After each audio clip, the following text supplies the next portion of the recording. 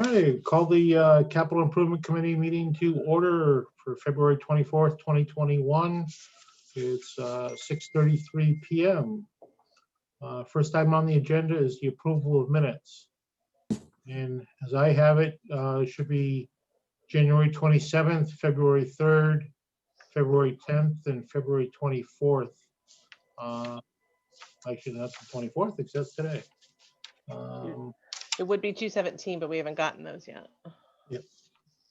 So you should have all had copies of that sent out to you. So you want to start with minutes of January 27th? I'll make a motion to approve the January 27th minutes. Second. Motion by Erica, seconded by Mike. Any discussion? Corrections? Tick tock, tick tock. Well, I guess not. Literally, I could hear crickets. Yeah.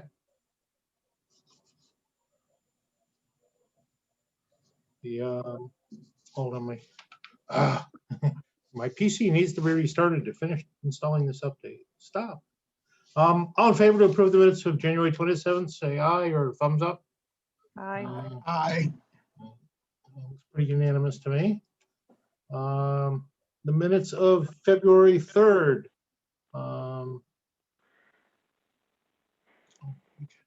Entertain a motion for approving those minutes. So moved. Second. Erica and Mike again. Any discussion or corrections on the minutes for February 3rd? Going once, going twice. Guess our secretary's doing a great job. I like it.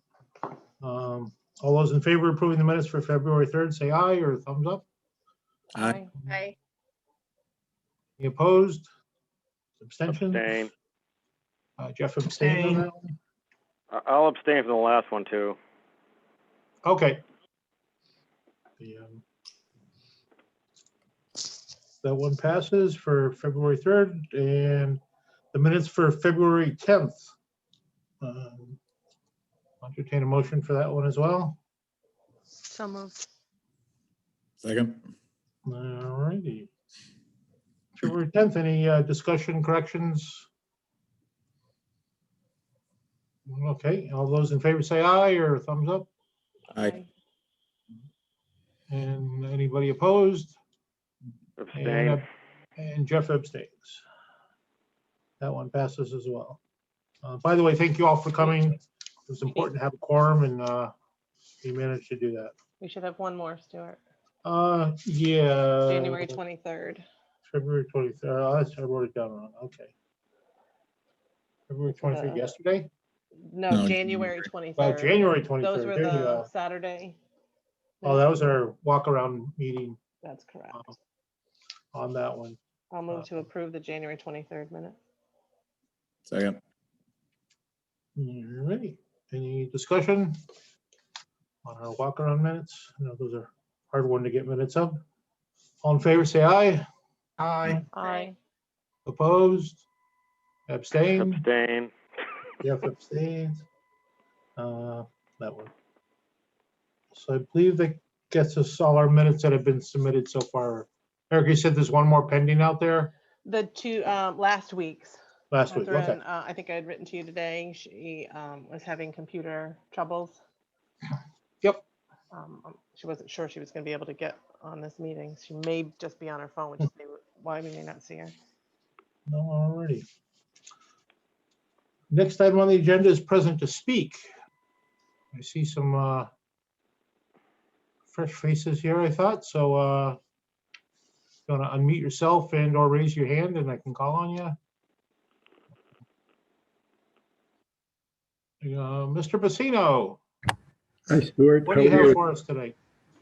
Well, thank you for allowing us some time at your meeting. Here today representing the Eastern Connecticut Center for History, Art, and Performance, or ECCHAP for short, and also the Millworks community. And I had recently sent some emails out to folks seeking their support to request additional funding to support the design component and potentially construction to complete the sidewalk and pedestrian crossing project that has been discussed, phase one, identified by the LoCIP grant or funded by the LoCIP grant that Mike D'Amato has achieved.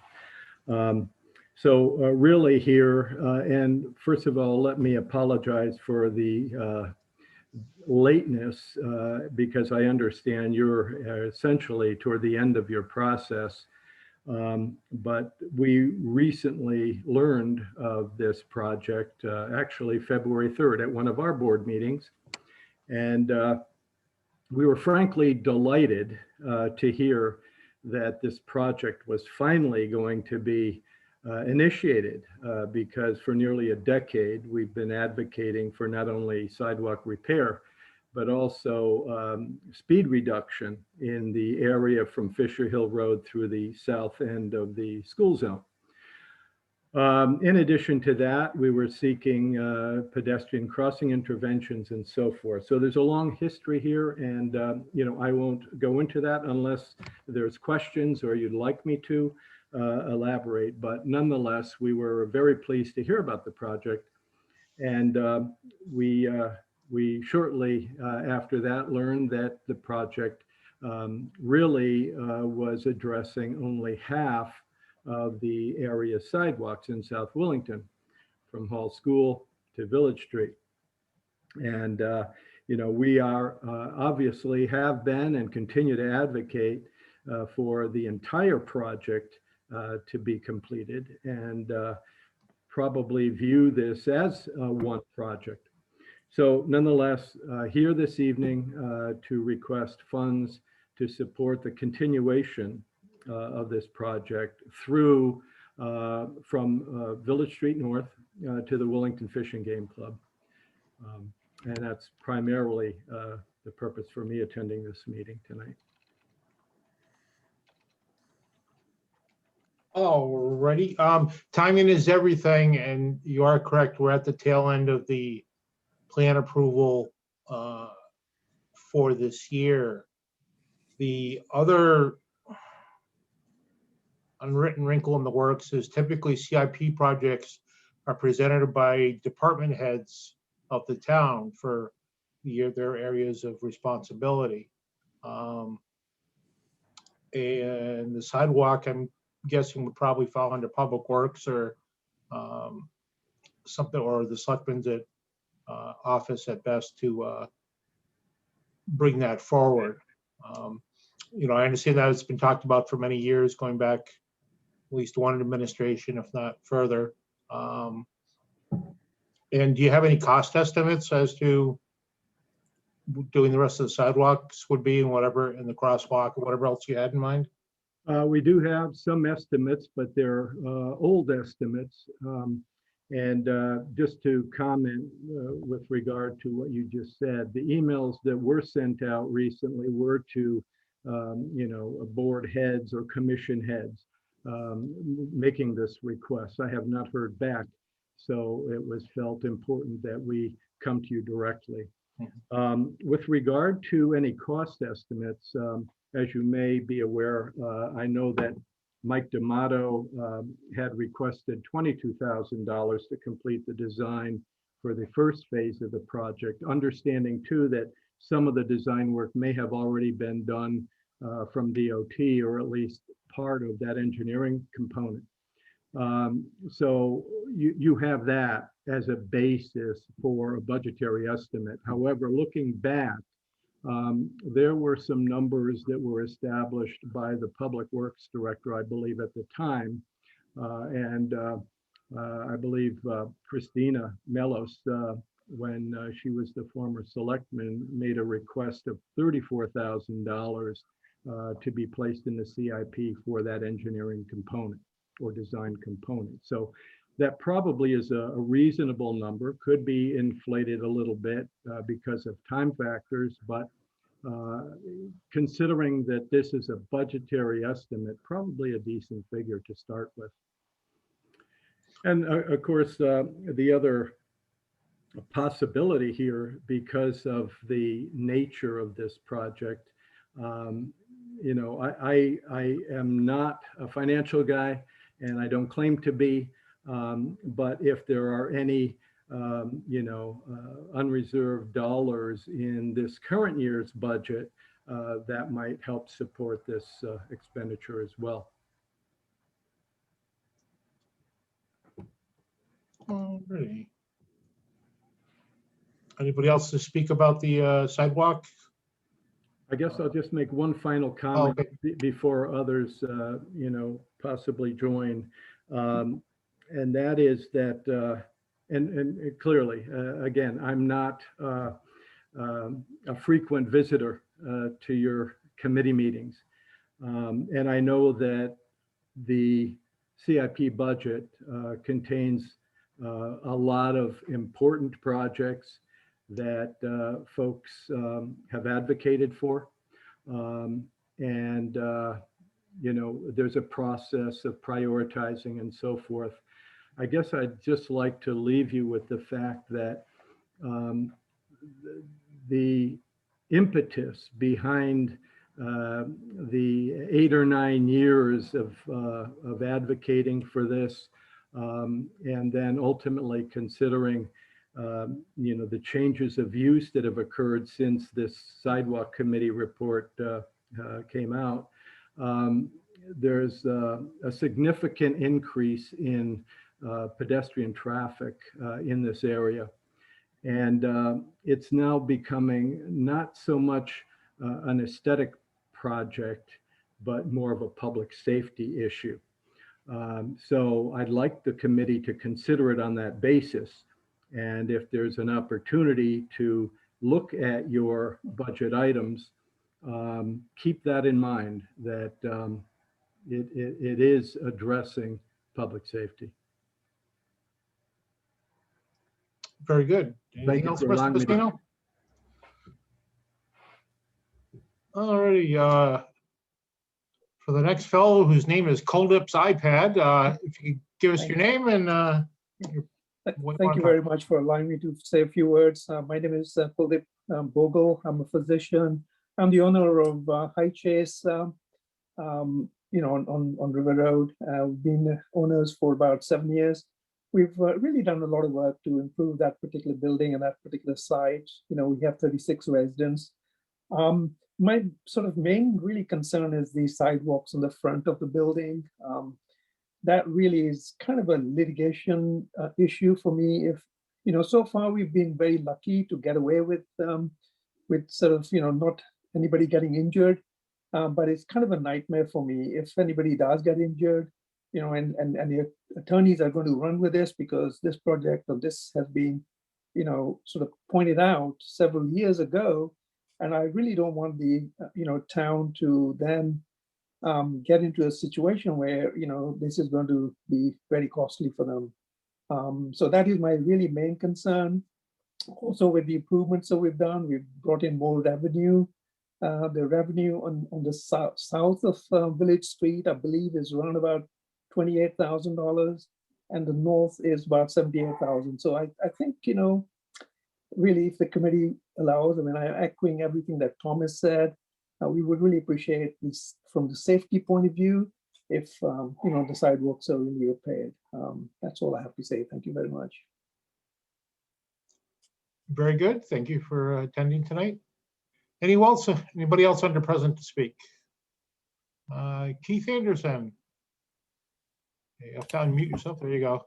Hello, how's everyone doing? Thank you very much for having this meeting tonight and allowing the public to be a part of it. And thank you all for what you do for the town, for our town. I know it's very, a lot of things go on behind the scenes that are often not thanked for you guys. And so we just want to thank you everyone for what you guys do for our town. We do appreciate it. We've been following along this sidewalk project pretty closely over the past few weeks and past few years. For those of you who don't know, I met with some of you on this in some subcommittees and different meetings and things like that, and addressed this issue at other times. But I am the associate pastor at St. Paul's Church, which meets in the Millworks on Sunday mornings, and we have our offices there as well.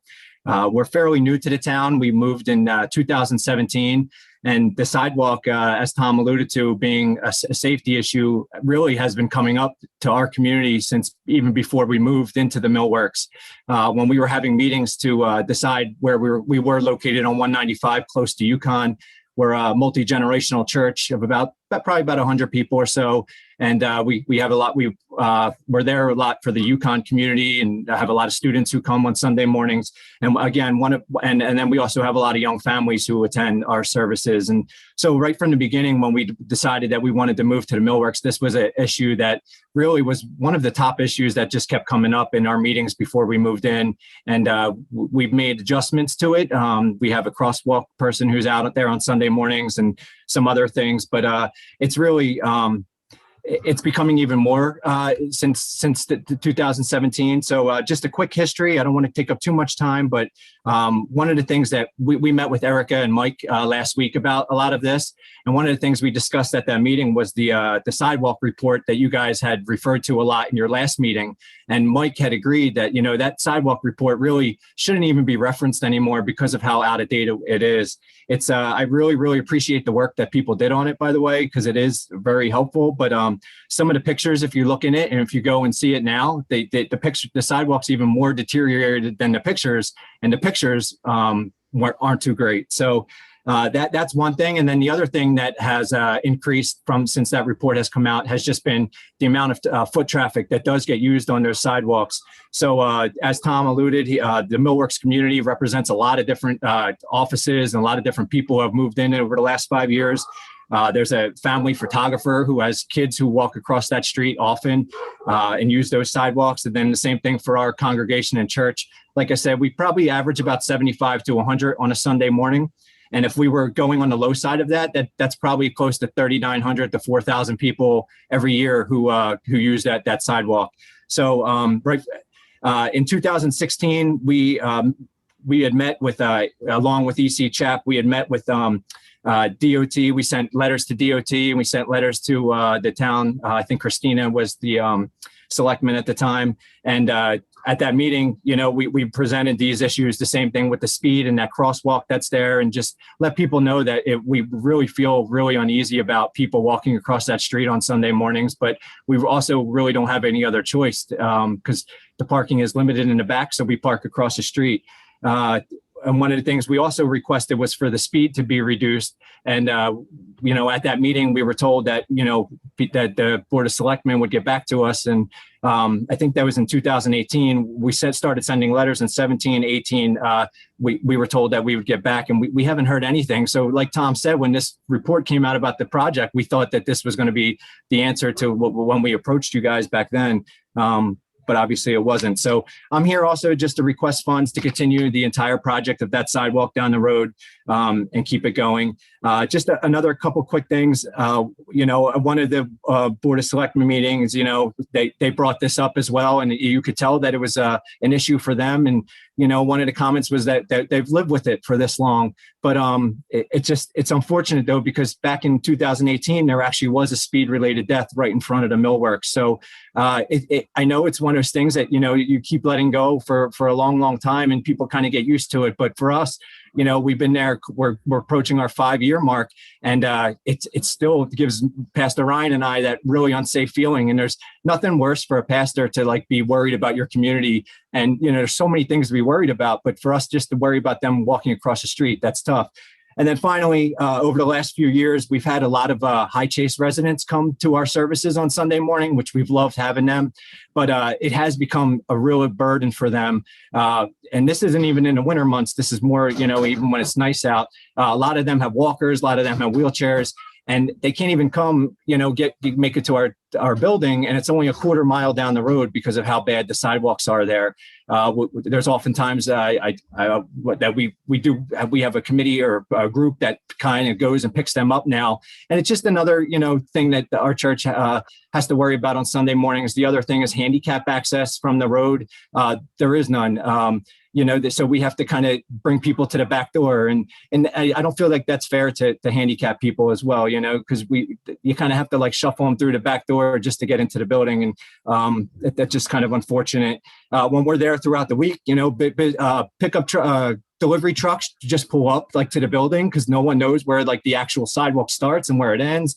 And it's just become a real like thorn. And then besides all the safety issues that I just mentioned, I know this is also something that's been brought up. It's just the aesthetic issue. Our congregation comes from all over the place, all the way from like South Windsor to East Hartford to Coventry, Tallinn. So we bring in a lot of people on Sunday mornings. And I know that they're always looking for reasons to stay in the area. We have several grad students who are now residents in Wellington who started coming to our church from UConn, and now they're residents there. So, I mean, we do bring in a lot of people who want to stay in the area. They want to go to, Hilltop and the Trolley restaurant and stay in the area. But it really is just an aesthetic an eyesore, when I can't tell you the amount of people who walk into our church on Sunday mornings and the first thing they say is, I can't believe how beautiful this building is. Because from the outside, it looks, it looks abandoned.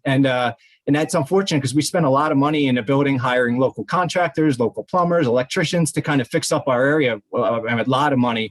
And, again, we continue to bring people in. So that's one thing that we can't control, though, is what happens right outside our doors, from the parking lot to the doors. And for a church, that's so crucial, getting people into your building on a Sunday morning. So with that, I'll just invite any of you who, if you've never been to St. Paul's, we'd love to have you as a visitor and our guest on Sunday mornings. And then if you can't make it on a Sunday morning, we would love to give you just a tour anytime you're around. We'd love to show you our office and just show you what we're talking about, how beautiful that inside building is. And then when you approach it, it's not. But again, the main issue is the safety issues, but the aesthetics are a big piece of it too. So thank you so much for your time tonight. We, again, really, really appreciate it. Thank you, Mr. Anderson, for presenting your information. Is there anyone else present to speak? Yep, go ahead. Sorry, can I just mention a couple of things really with the maintenance on the front side of the walkway. I mean, I've actually my maintenance person broken 3 snow blowers this season. And we have a maintenance guy who, contractor who would not plow that side.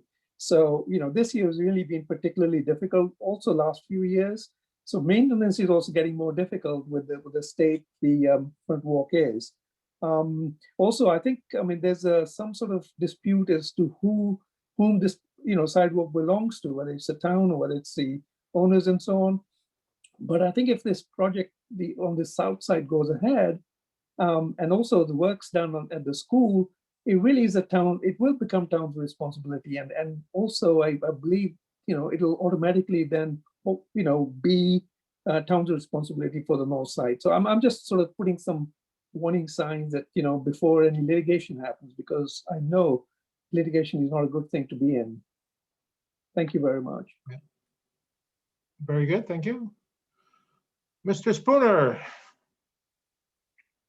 Hi, I'm the lead pastor at St. Paul's, and I won't belabor the point because I feel like you guys probably have gotten the idea, but just to kind of bear witness to what's already been said, this summer we were meeting outside because of COVID and meeting in the parking lots around the mill, and some of the High Chase residents would come down to attend, and one of them in particular, who is somewhat disabled, he made it to the using the sidewalk. He made it to the meeting, but he really broke down crying when he thought about going back because he was just too worried that, he's like, I almost fell multiple times on the way over here, and the sidewalk is broken up in a lot of places and that sort of thing. So even though I wasn't entirely comfortable with it because of COVID, I did drive him back. And so that's an example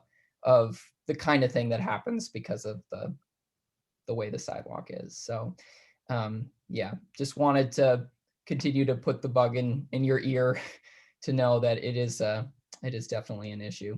So thanks. Very good, thank you. Anyone else? Julie? That's me. Hi, I'm Julie Engelke, and I am a resident of Wellington. I am also the volunteer coordinator and 501 coordinator, or 504 rather, excuse me, for EC Chat. So what I am in charge of is making sure that our patrons get across the street safely, and that the volunteer squad also can work out there and help people across safely. And it's becoming more and more difficult as time goes on. First of all, with the speed issues and people not stopping for people in the crosswalk, and then getting them safely through all of the broken sidewalk areas. We've had a few people fall, including myself. So far, it's only been minor bruising and scrapes, but I would rather see I think it would be more cost effective for the town to be a little bit of proactive planning and include this in the project, if not for this year, then in coming years, but soon, instead of having a reactive response when someone gets hurt. We've had over 2,000 people come as visitors for last season, and that's with EC Chat and the packing house closing for the summer months. So I anticipate that once restrictions are up a little bit, lessen up, we will be having more and more in-house type of programs, and in the future years plan on even more events. So the traffic here is the pedestrian traffic has increased, and it will continue to increase. And then all of the people that come here are also encouraged to use all the restaurants in town, to use the package stores in town. Many of them will get their pizzas beforehand to bring them in. So there's a lot of revenue that can be had from the smaller businesses, just bringing other people from other towns in to enjoy this area. And it would be, I think it would be really, really wise to plan for the continuation of the project, to continue with the sidewalk and look into some of the speed calming events that we can have on this side of South Wilmington. Thank you. Very good. Thank you all. Anyone else present to speak? Going once, going twice. All righty, we'll take all that under advisement, and personally, I'll do some research on the deal. Next item on the agenda is review of year 5, and I believe Donna sent out a updated spreadsheet this afternoon. So if Donna or Erica wants to speak on the year 5 changes since our last meeting.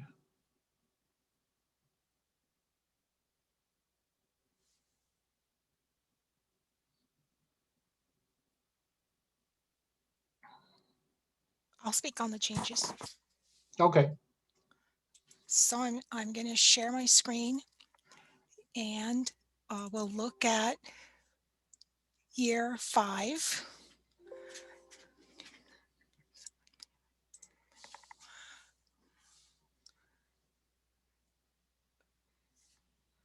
Okay, so actually, the first change is in year 4, 24-25, because that's the year that we had the new school, the note for the new school on the plan. So the 3 projects are in 24-25. So that's going to be $24.7 million, $24.7 million note, and that's going to be issued for $2.9 million for the firehouse, $20.4 million for the new school, and $1.4 million for the roads. And the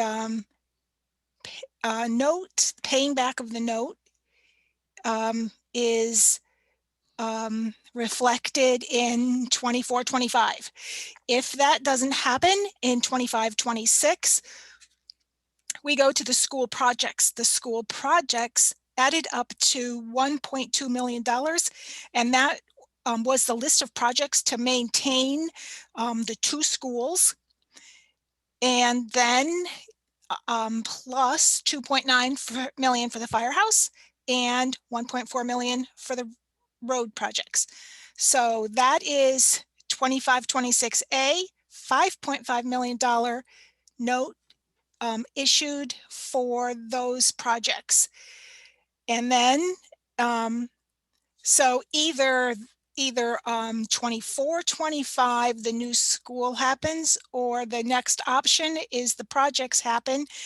And if the projects don't happen, but the new school does, then it's the new school 2526B. And we have the second interest payment on the short-term note. So there's no bond payments yet in the plan, because the thinking is that the new school would take, construction would take 2 years before we could bond. So that's where everything stands. Donna, if I recall, your email said you thought that the interest was too low. Is that on the school bond anticipation note, that one, that Yes, option? that is on the Okay. $24 million. And you think 245 is too low? It just seems low on $24 million, almost It sure $25 does. million.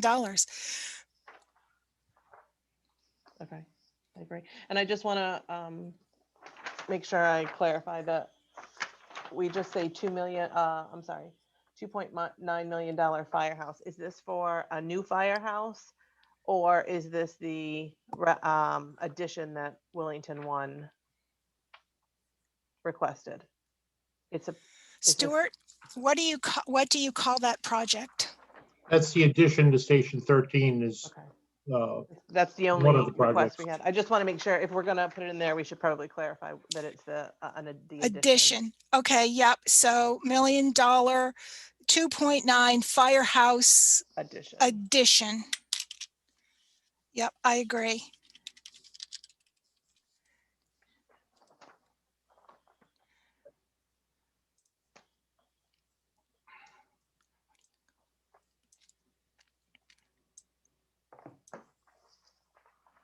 So the question is, what should we use as a number for the interest on the They note? plug in a percentage, Donna, for what you expect the interest to be, or how's that work? I'm rates are low right now. I think when I did an amortization schedule, I used 1%. That's low, all right. Yep. So, and who has the crystal ball for 2, 3, 4 years from now, what the interest is going to be? Keep saying it won't go any lower, but it has recently, but subject to go up. So I think, part of this plan is based on the information we have today. Obviously, the school building committee has a lot of work to do in terms of decisions and planning and such for that. So hence for those that weren't at the last meeting, the Plan A or year 5 the A plan and the B plan, and that determines what the school is going to be requesting and or what gets approved by the taxpayers. And if the new school is not in the plan, there's a lot of pent up short and long-term maintenance that needs to be done, as Donna said, about the 1.2 million just in repairs as of today. And a couple of years from now, who knows what else might be on that list. So does anybody have any discussion or questions about year 5? I think we need to answer Donna's question about whether or not the 245 is the appropriate dollar amount to be using. I think she's asking us for a better number. Well, who's better to figure that number out? How do we, Right. I mean, Donna's probably the one who's gonna have to figure it out for us. So I mean, we can call Donna tomorrow and ask her if she'll figure out the number for us. But I think her email was to us. That's the reason I'm addressing it. Right, I'm just As if saying, anyone else I had a think we better- have less expertise than Donna would. Yeah. I mean, go online and I could, you know, use the tools available online, but I don't think I'm going to get as accurate a calculation.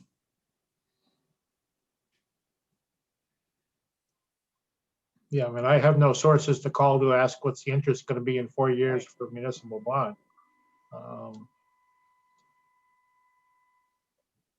So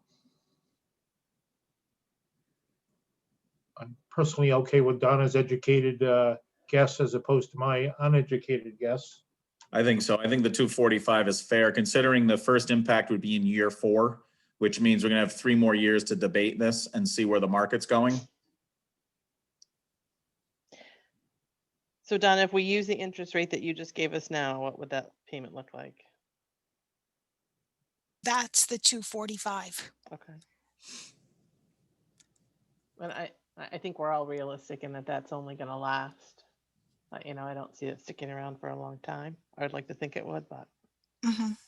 I think it's going to change as the everything kind of levels out. What does a 1% change in interest change that figure? Just gonna ask the same question. Oh, I don't know. I would have to go to my, like go online and find the schedule and then put in 2% instead of 1% to see what it does. What term were you using in years? So this is the amortization schedule. I just, I said, let's take the school construction grant out of it. And then, so that would be about $49 million. So if we had to borrow $49 million for 1 year, what would the interest look like? And it came out to 265,000. And so then I thought, well, we're going to be earning some interest on the money we borrow. And so we're going to have a little something to offset that. So I came up with $245,000.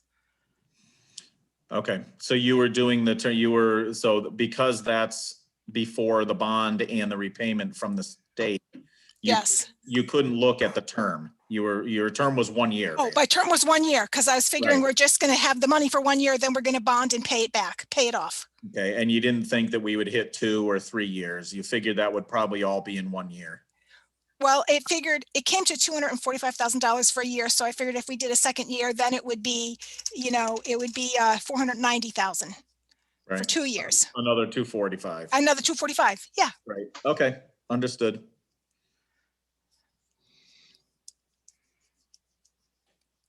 So does that interest get rolled into the bond when the bond is issued? Or is it simply money out of our pocket for a year or two till we get the bond? It's money out of our pocket, but we're also going to earn some interest on the note, on the proceeds from the note. We'll have to pay interest, but we'll earn a little bit of interest, Okay. if that makes sense.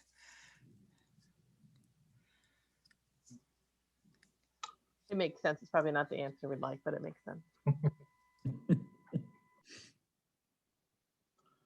All right. Anybody else have any questions or discussion on year 5?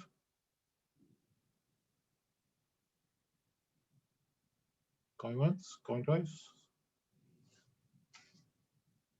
I guess not.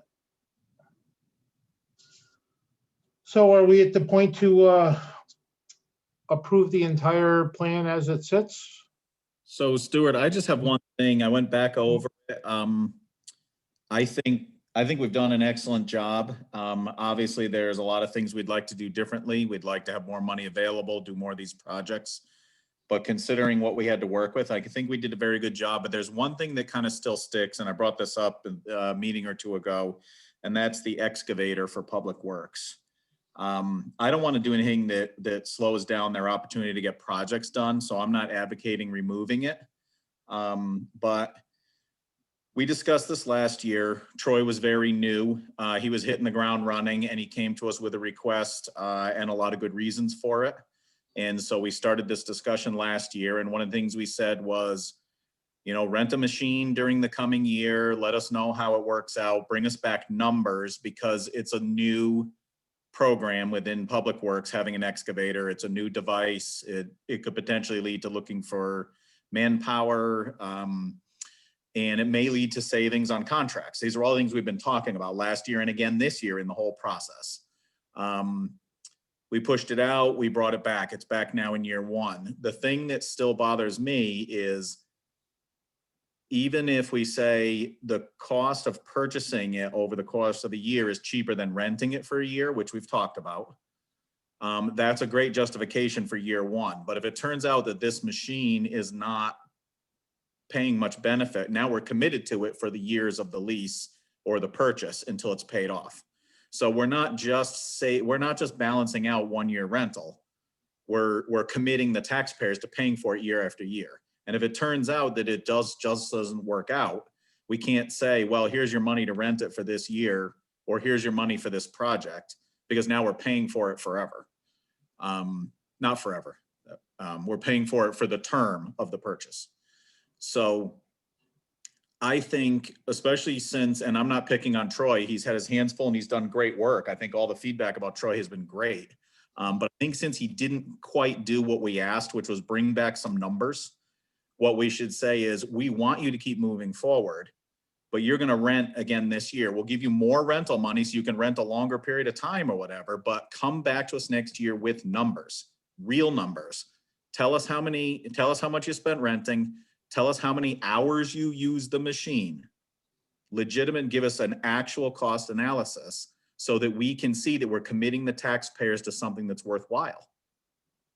That's really the bottom line for me. So provide him with money in this year one, but say he is not allowed to make a purchase that commits us to year two until he comes back with numbers. And if he doesn't come back with numbers this coming year, he doesn't get a machine next year. But if he comes back with numbers and shows us the value of the machine, or at least something we can debate, then I think it's great. We purchase the machine at that point, and so we're not stopping him from getting the work done. We're just saying, if you want us to commit the taxpayers, you have to do a better job of showing us the value. And again, I'm not trying to pick on Troy. I think he's been great.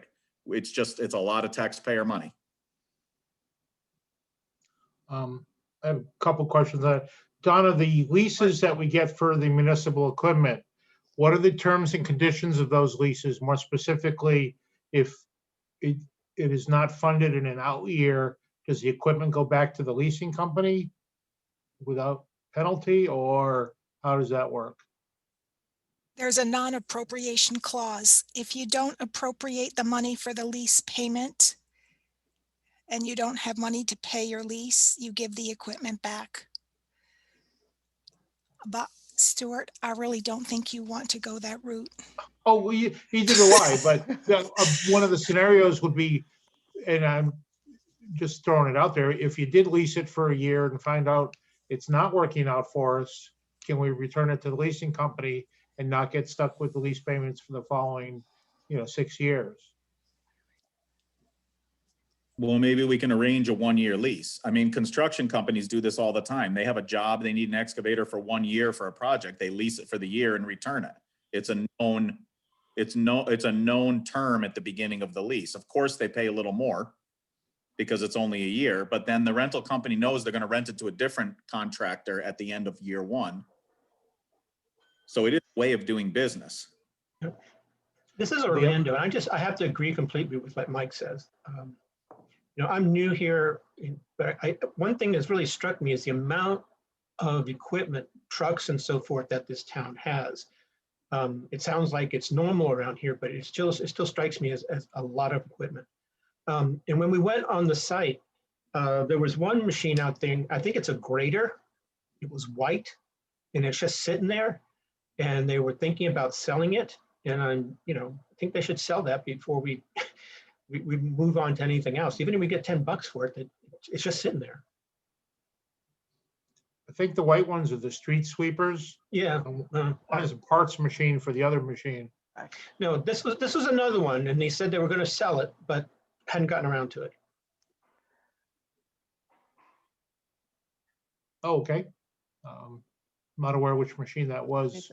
It was white, and it's in, when you walk into the facility, you're coming in the front gate, it's all the way in the back on the left, up by the trees. Yeah, I don't know what, doesn't ring a bell for me either. The grader, the road grader is yellow, and it's huge. Yeah, maybe that's what it is. I think it's a grader. Maybe it's yellow. I thought it was white. No. The grader, we. Near as I know, there's we no have one plans to sell the grader. They use that to maintain just the have dirt one. roads in town. Right. Well, I should have written it down. There was something there they said they needed to sell and just hadn't gone around to. The white machine up think in the there was woods any- was the was the- sweeper. That was the Sweeper. sweeper. He Yeah, also behind the talked shed. about the old JCB, which he was gonna use to trade in. And That's the that old one he backhoe, right? discussed, correct. Yep. But it was, yeah, waiting to get value from it with, towards, new equipment. Yeah. Again, I So- don't want to hold up Troy from being able to do the work with the excavator. And I want to give him the opportunity to do that work. I think he has a plan that may really benefit the taxpayers. But I just want to be clear, see Mike, if you're asking, when he rents it for a specific time, he's only using it for that project.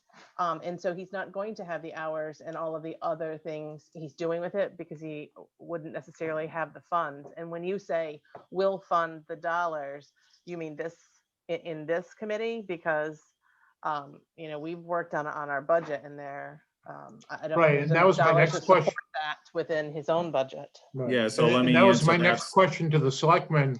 Are they willing to support a, 4-month rental or 6 months in their budget, through Public Works to do that? It's not there as of now, based on the plan that we've been working on. We'd have to take another look at that, and we're meeting Monday to finalize our budget. So, that I don't know. So to respond to Erica's comment, yes, I agree with you, Erica, that if he has it on a short-term rental, he can't realize the opportunities to prove its value. I completely understand that. What I'm saying is, let's find a way to support his idea without committing the taxpayers to years and years of payments. Because if, for whatever reason, whether it's staffing, storms, contractors turn out to be really inexpensive to get, I know that's crazy, but contractors are looking for work for whatever reason it is that the excavator doesn't work out as being a great financial opportunity, or they find they just don't use it as much as they thought. Maybe things are that they end up doing are heavier and they have to use the backhoe or bring a contractor in with a bigger excavator. Now we've committed to years of payments for a machine. If it's only going to get a few hours of use a year or 100 hours of use a year, why would we make payments on it? If we either provide him through capital money for a 1-year lease or a 6-month lease, and he has it for the entire summer, then he can prove out the value of it because he's going to show us the 6 months that he had that machine, which is typically the time amount of year he'll be able to use an excavator normally. He's going to show that he put 700 hours of use on it or 1,000 hours of use on it or whatever the number is. And then he's going to say, look, I had it for 6 months. I used it 30 or 40% of the days in that 6 months. These are the projects we got done with it. Here's some of the numbers. Here's what I think a contractor would have charged. Then we've got something that really we can say to the taxpayers, this is why we committed to buying another piece of hardware, was because Public Works proved to us it was a smart idea. Is there such a thing as a rent-to-own program with this type of equipment?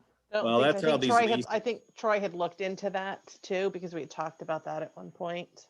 And his feedback was that it was not. Orlando, I think that's sort of what the lease that's currently in the CIP plan right now would essentially be the same thing. It's as if you buy it and, and finance it. I think that's the only way you do it. You're going to lease it during this period of time, but you'll own it at the end.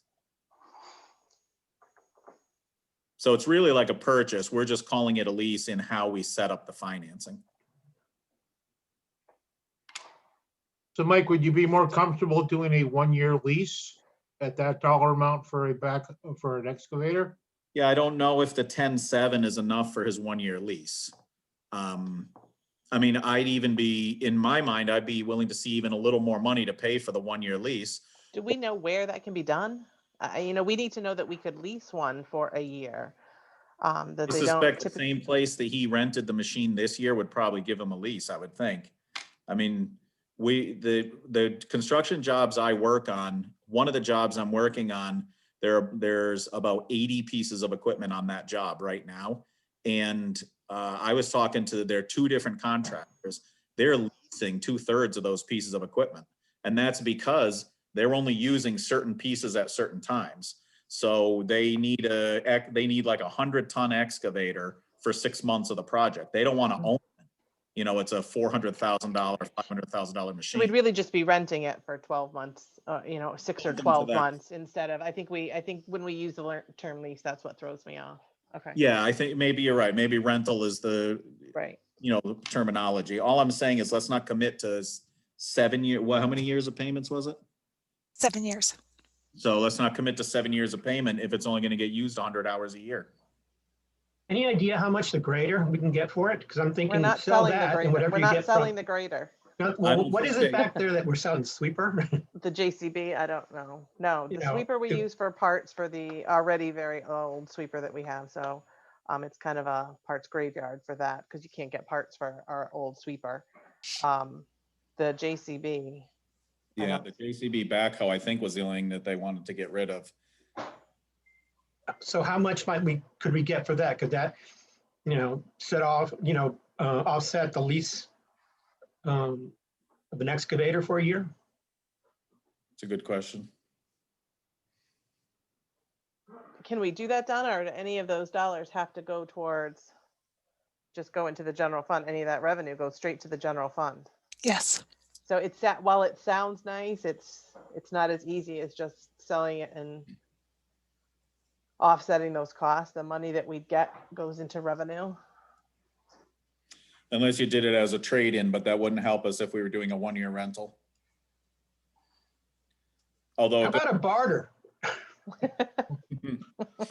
Even throw in a goat.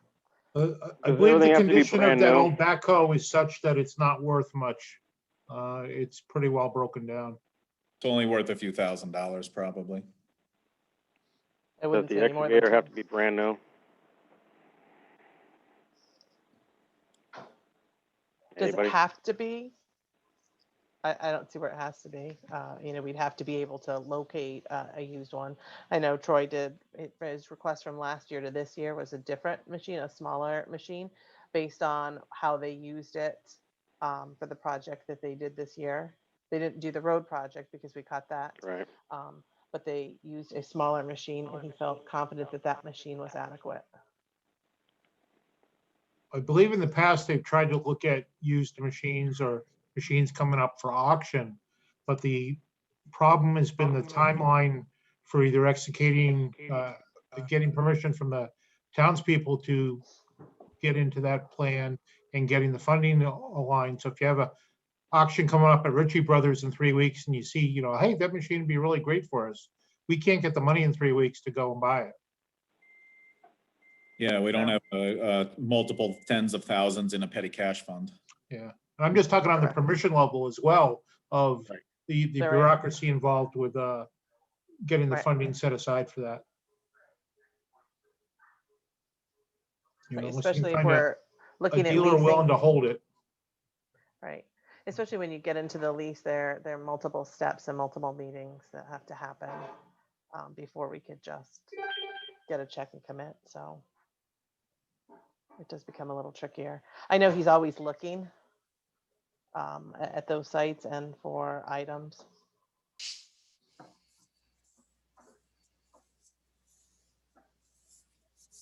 I mean, I'd even be fine. I know we need to kind of do this tonight. I'd even be fine with adding a few $1,000s to that line 21, the year 1 of line 21. And with the stipulation that Public Works understands this is a 1-year commitment. So for say, if we added $4,300 to that, that would be 15,000 total. And you say you've got 15,000 you can use for whatever amount of rental or leasing you can get this year. But right now you can't commit to a lease that takes you to year 2 or 3 or whatever. It's a 1-year deal. Get the machine and show us what you can do with it and prove it with numbers. For $15,000, he said the rental was almost $3,000 a month. For $15,000, he gets 5 months. That's most of his summer work season. So then the only drawback I see to this is you don't gain any equity in the equipment in terms of you're not Yep. paying a principal on a new piece of equipment and owning it after 7, and in theory, its life should be far beyond that. That's about the only drawback to this. And just Yeah, for that's true. clarification, Mike, it's between 3,700 and 3,800 a month to rent. Oh, okay. I thought he said it was about 3,000. Okay. Yes, you're right, Stuart. You don't get the ownership of it, but you, on the flip side, you don't get committed to 7 years of payments if you're not using it much. Or the repair costs. So in year 2, if he's proven the value, then he goes out to lease. He's starting with a 1-year newer machine too. You know, because he'll go out and get whatever's brand new next year. Yep. $19,000 is 5 months of rental, just for purposes. I use the higher end of 3,800. Okay. Erica, is there any money set aside in Public Works budget for rental this coming year? Hold please. And or do they rent anything? There's dollars for equipment rental. On this larger scale, there's not dollars for that. Yeah. What else would they potentially rent during the year?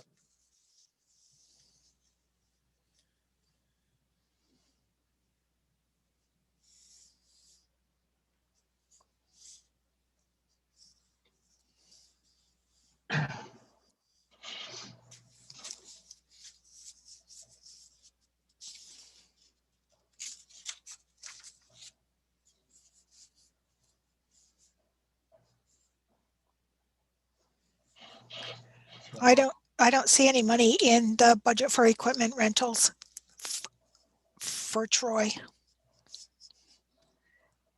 You mean in the current fiscal year? Yep. Yeah, for yes, for the current fiscal year and for next fiscal.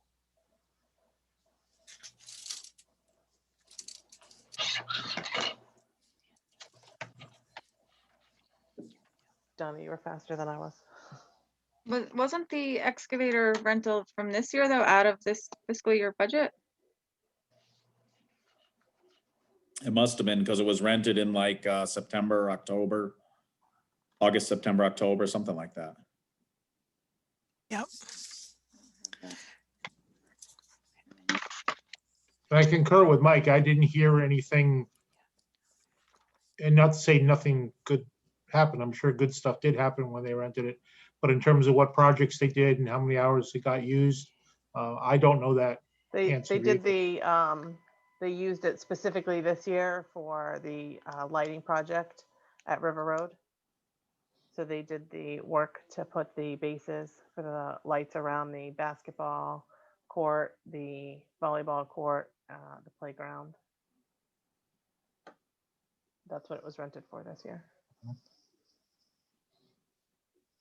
And how long did they have it this year for rental?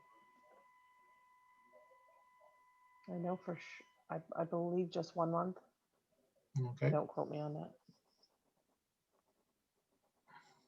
We may have had to do it a second time because of rain. Did they charge the rental to River Road? I don't know the answer to that. No, I don't think so because there actually I was. don't think it was in the project. I think Troy found other dollars in his budget this year. I don't think River Road paid for it only because, well, I will say this, I don't think Rec paid for it.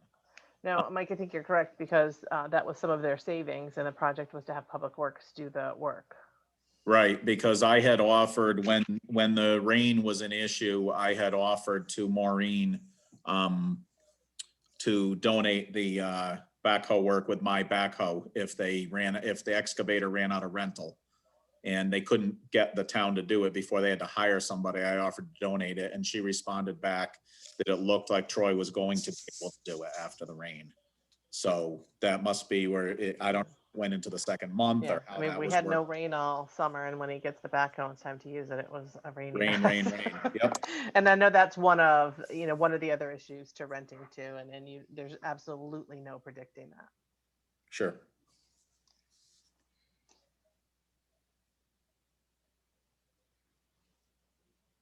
We generally do things by consensus, but this one we may want to vote on just to get it done and hopefully finish our business for tonight. Mike, you want to present a motion on what your plan is on that excavator? Sure. I move that we add $4,300 to line 21 in year 1 of the plan to provide for rental of the excavator for Public Works, and to ask Public Works to report in detail next year how they were able to use that rental to justify a purchase in the future. Do you believe we should zero out the out years in that project? Or do you want to leave the The 10,700? planning tool, I think we should leave it in there because I'm hoping he's gonna come back and show us that it made sense. I'm hoping we can do this. I just want to see proof, or at least some assurance that it's gonna work. So for planning reasons, I think we should leave it in there at the Okay. time. We can adjust it in the next year's CIP process if we need to.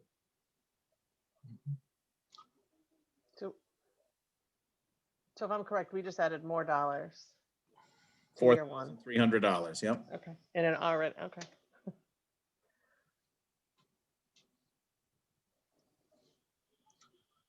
All righty, Mike made a motion to upgrade the 1-year rental of the John Deere excavator to $15,000. Does anybody want to second that?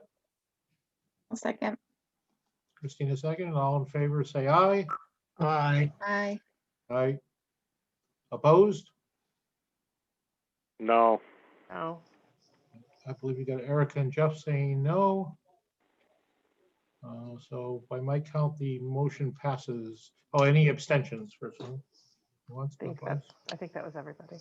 Yeah. Did Okay. you vote, Stuart? Yes, I, Okay, then that's everyone.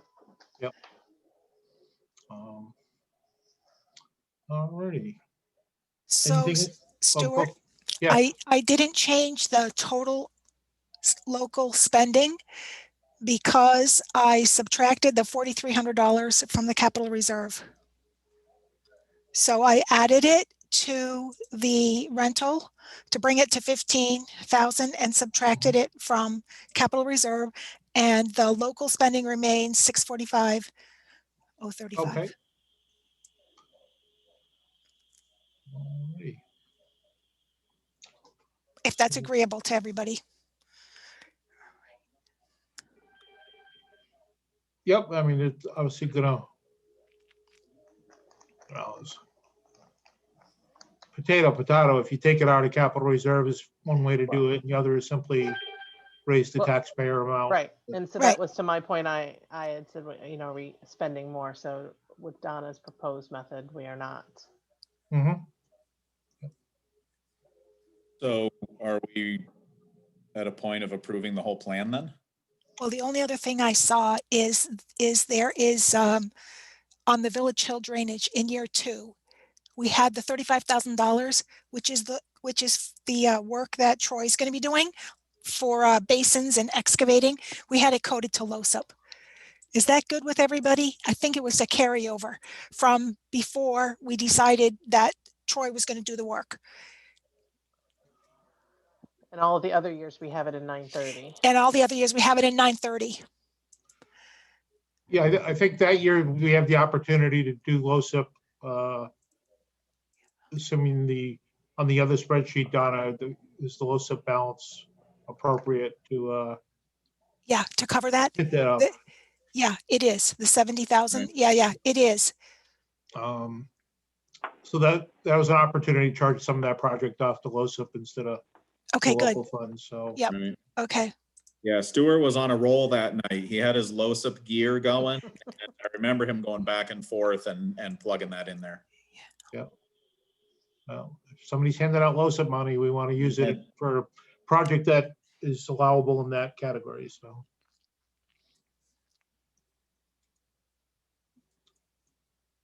All right, Can I ask a question? sure.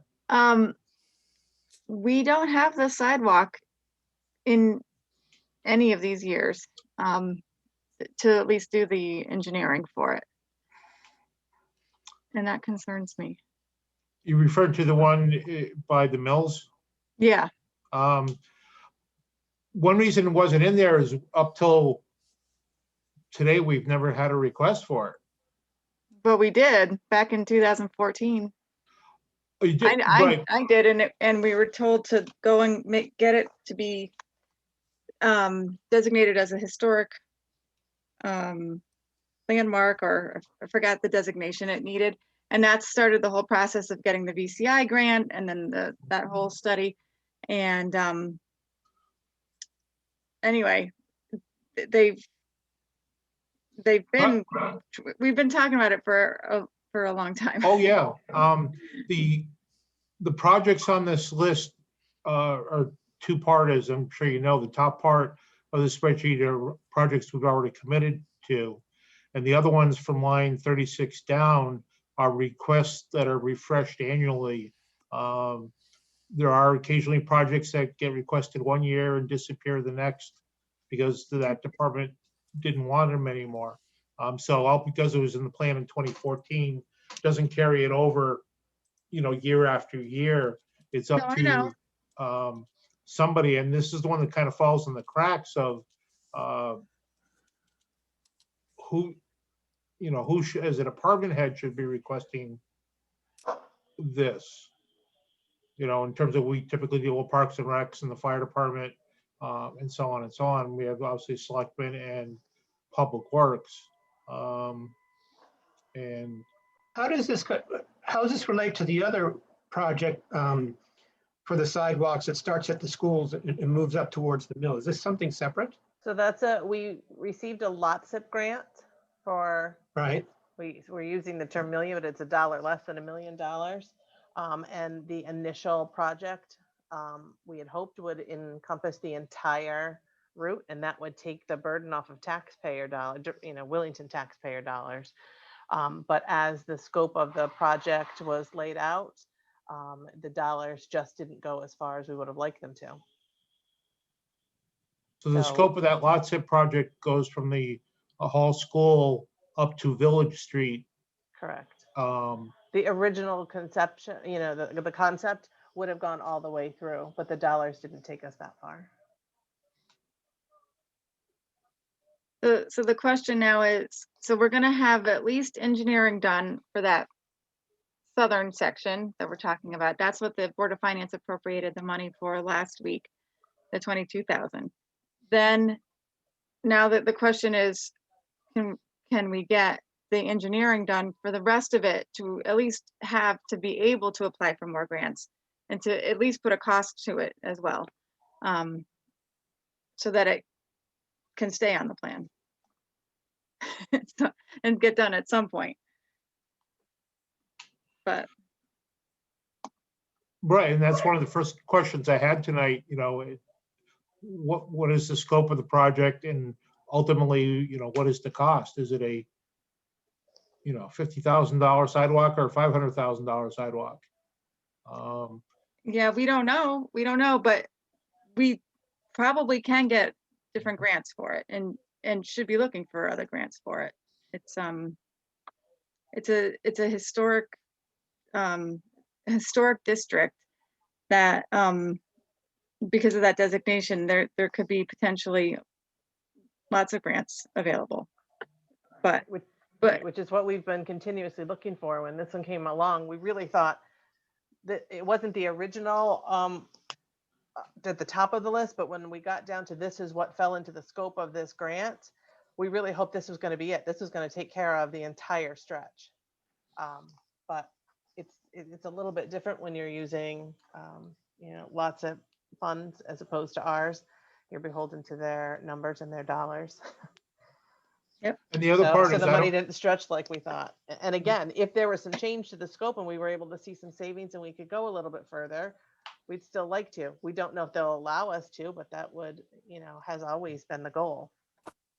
And in terms of the cost of the engineering, we probably need some input from somebody of what is the engineering cost? Is that 10,000, 50,000, 100,000, just Well, engineer it. What we submitted back in 2014 that was what Tom was talking about. It was 34,000. And I think that was just what was in front of the mill, maybe across, I don't remember what the scope of what we were looking for. It definitely wasn't like all the way up to Hall School, but so I don't know. So It's based on not- what we heard from the president to speak folks tonight, and in coordination with the lot zip plan, that it's from the corner of Village Street up to the mills and the crosswalk and stuff is the so-called unfinished section of for repairs or replacement. I haven't seen the so-called sidewalk study. Is that available? I can share it with you. I shared it with Board of Finance.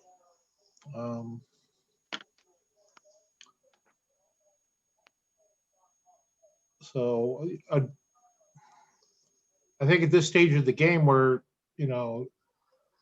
with really no input in terms of what the engineering costs are, other than somewhat of a wild guess, and or the total estimated cost, it's a little tough to put in this year's plan at this stage of the game of,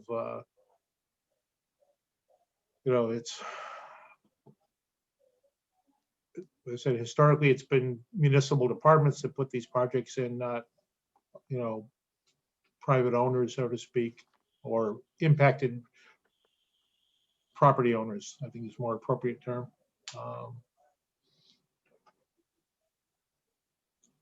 And was the question ever settled of who owns those sidewalks? I know there was discussion about it years ago. It's Is still it- not settled even It's still now. not settled. I think the answer is once you repair them, you own them. What seemed to be the consensus. Once you do them, then you take ownership of them. Up until there, it's So the these town are is sidewalks going- that predated everything, so it's tricky.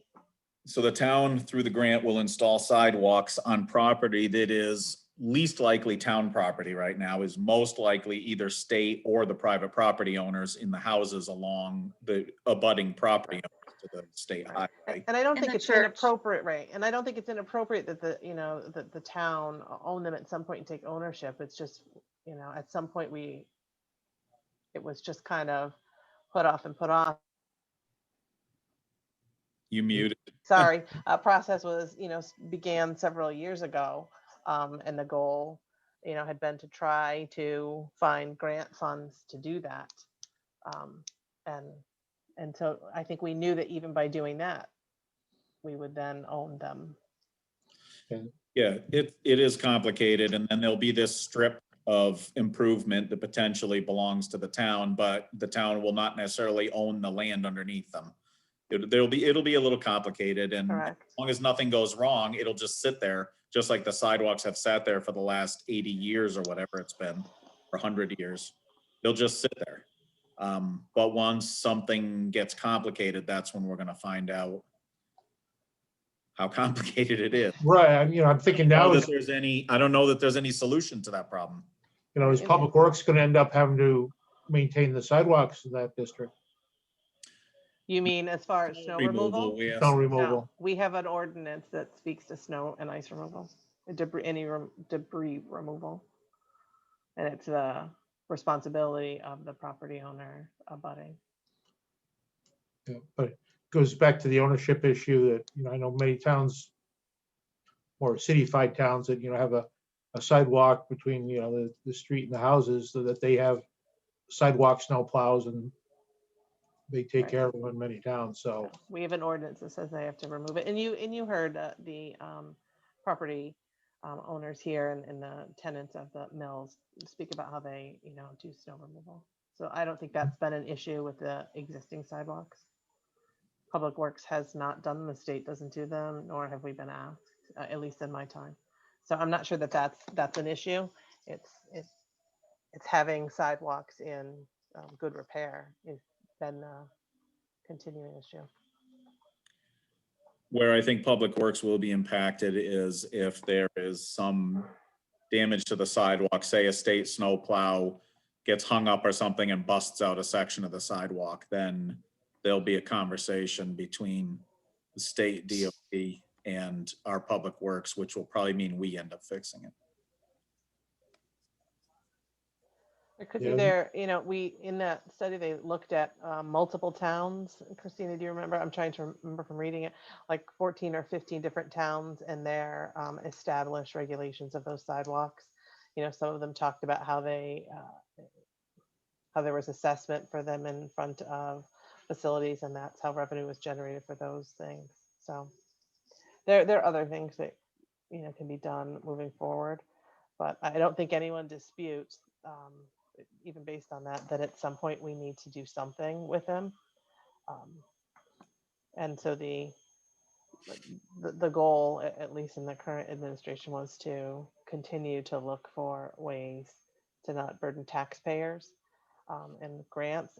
And again, really hope this was going to be a one-shot deal. And it's a nice grant in such that it's not a reimbursement. There's no allotment of taxpayer dollars. Lots of gets the bill, pays the bill.